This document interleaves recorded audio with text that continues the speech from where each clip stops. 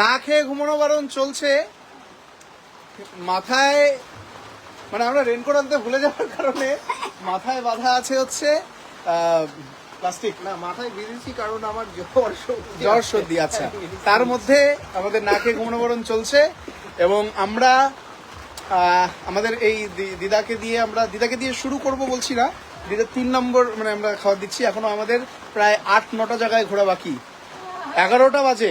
হ্যাঁ, এবার আমরা হচ্ছে পুরো দেখতে পাচ্ছেন যে বৃষ্টি চলছে, কিন্তু একটা কথা মাথায় রাখতে হবে, শীত গ্রীষ্ম বর্ষা হ্যাপি টু হেল্প কোনোদিনও ভরসা এবং হ্যাপি টু হেল্প কোনোদিনও না খেয়ে ঘুমানো বারণ বন্ধ রাখবে না, যতদিন পর্যন্ত হ্যাপি টু হেল্পের মেম্বারদের শেষ রক্তবিন্দু আছে। হ্যাপি টু হেল্পের না খেয়ে ঘুমানো বারণ এই ঝড় বৃষ্টিকে উপেক্ষা করে চলেছে।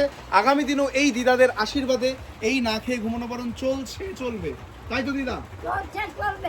ওই কদিন ভাই আমার কাছে কি হ্যাঁ। ঝড় হোক, বৃষ্টি হোক, ভূমিকম্প হোক, মাটি ফাটুক, হ্যাঁ। আমরা গিয়ে নিয়ে আসবো। ইয়েস, হ্যাপি টু হেল্প জিন্দাবাদ, জিন্দাবাদ, জিন্দাবাদ, না খেয়ে ঘুমানো বারণ জিন্দাবাদ। জিন্দাবাদ, জিন্দাবাদ। এই তো কষ্ট সেই করে, তাই। ঝড় বৃষ্টি আমার জন্য কষ্ট করে।